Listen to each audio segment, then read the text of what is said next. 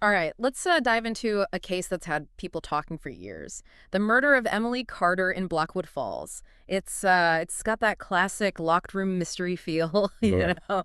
Yeah, no forced entry, no way out. It's like right out of one of those Agatha Christie novels. Exactly. And that's where we're here to, well, we're going to unpack excerpts from The Silent Room, The Murder of Emily Carter, see if we can figure this thing out. It's crazy because Blackwood Falls, like, it's Mm. it was and is like the typical small town. Yeah. You know, everyone knows everyone, quiet, peaceful. So when something like this happens, Yeah. it's really unsettling. Yeah, it's like one of those horror movies where it's like a nice town, but something awful happens. And we can't forget about Emily Carter. She wasn't just some random Yeah. victim. She was like a beloved teacher involved in everything.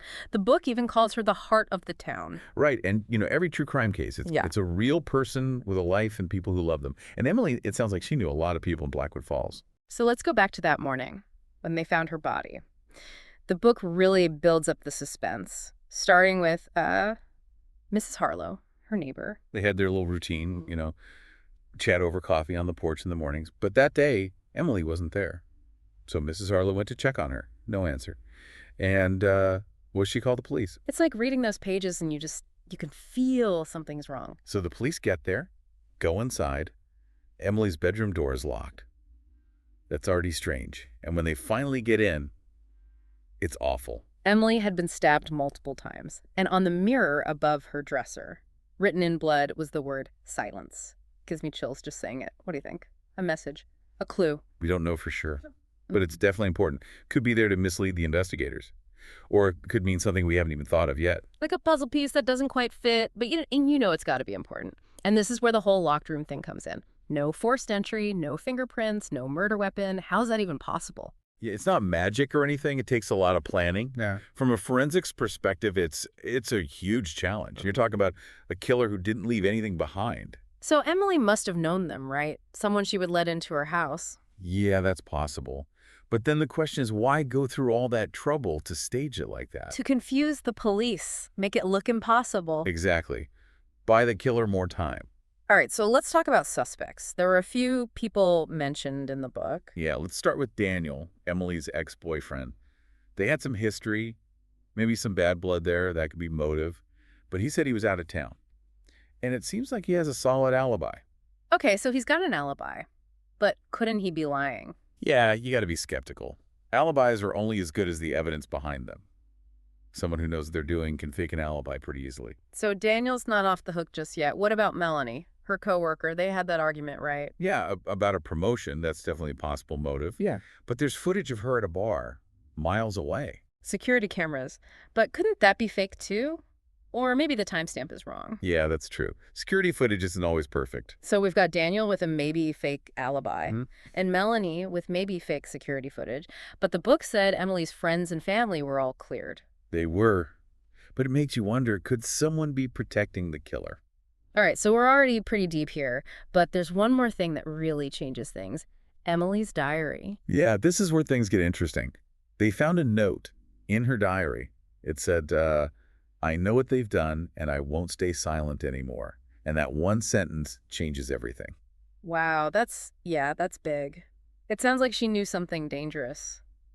But who's they? What did they do? It's like a clue, but we don't know what it means. Right, it's what we call a dying declaration.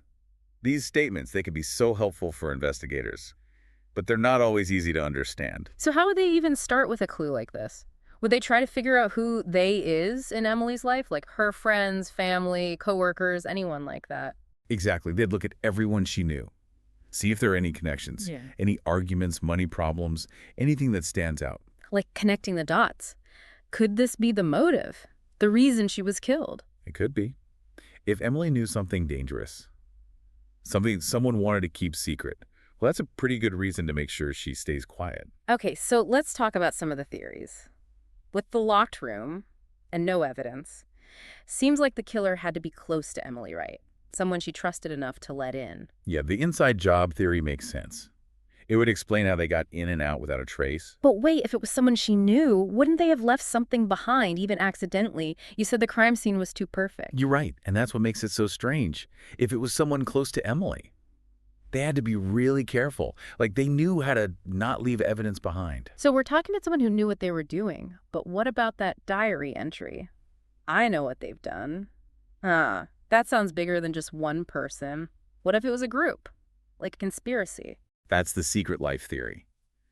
Maybe Emily found out something illegal was happening in Blackwood Falls, like blackmail or drugs or something even worse. Small towns, they can have a lot of secrets. That's kind of creepy. So maybe it wasn't just a murder. Maybe it was a cover-up. And in a small town, wouldn't everyone be talking? Yeah, secrets don't stay secret for long in places like that. So maybe someone knows something, but they're too afraid to say anything. That happens a lot, especially if important people are involved. But what about the ghosts? The book mentions people seeing a shadowy figure and weird noises coming from the woods. It's like the town is haunted by Emily's murder. When we don't understand something, we sometimes try to explain it with the supernatural. So you're saying ghosts did it? I don't know about that. No, but those stories, those rumors, they add to the mystery. It makes it seem like something dark is happening in Blackwood Falls. Like the town itself is part of the story. And what about the people who live there?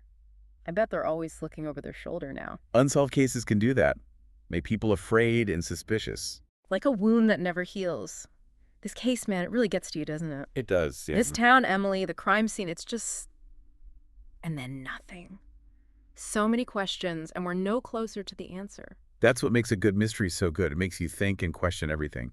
It's why people love true crime so much. I think it's also because we want justice. We want the bad guys caught, the mystery solved. Especially in a case like this where the victim was so loved. Yeah, you're right. When something like this happens in a small town, it changes everything. People don't feel safe anymore. So let's play detective for a minute. We've heard the theories, the suspects.